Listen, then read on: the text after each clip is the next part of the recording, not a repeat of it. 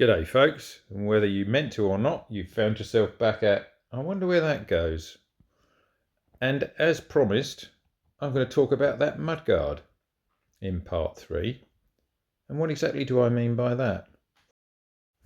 So here we have Stevie, the mighty NX125 Transcity. It's actually part of a series of bikes that Honda made, the NX series, would you believe, which go from 125, 150, 200, 250, 400, 500, 650. And I think even some of those mad things from the NC range are supposed to be in it as well. As we pause a moment to contemplate the best known of the range, I would say, the NX650 or Dominator, which is obviously a bit of a suspect name, I'd like to bring your attention to a common factor among all these bikes, and that is that mudguard.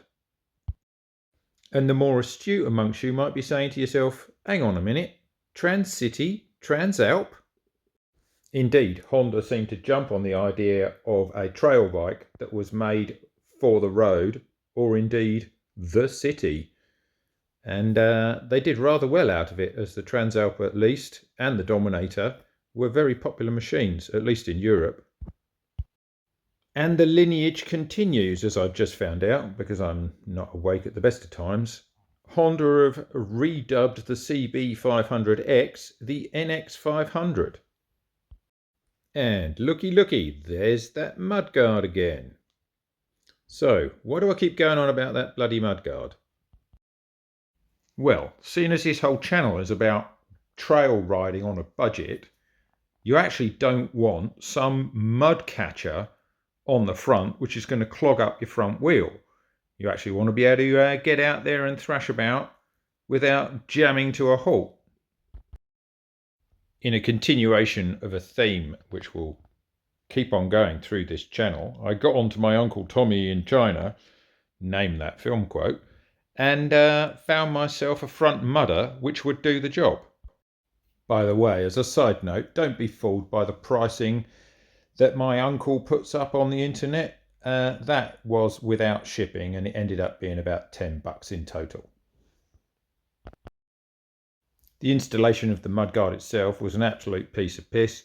It's got 4 holes already cut. On the NX, I actually had to re-drill 2 of those holes, but that was easy because you put the first 2 in, then you can easily line up the second 2. Turned out to be really good, suits it perfectly, does the job.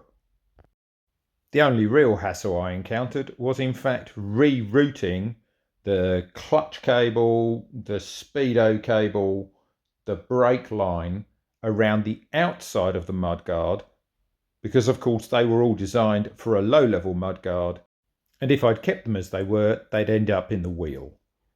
And finally, for those of you who understand this sort of thing, replacing a heavy original fiberglass front mudguard with its mounting gubbins with a thin Tupperware high mounted mudguard has actually reduced the unsprung weight by 400 grams.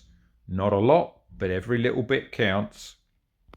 Especially when you've got a 13 horsepower bike being ridden by an 80 kilo gorilla.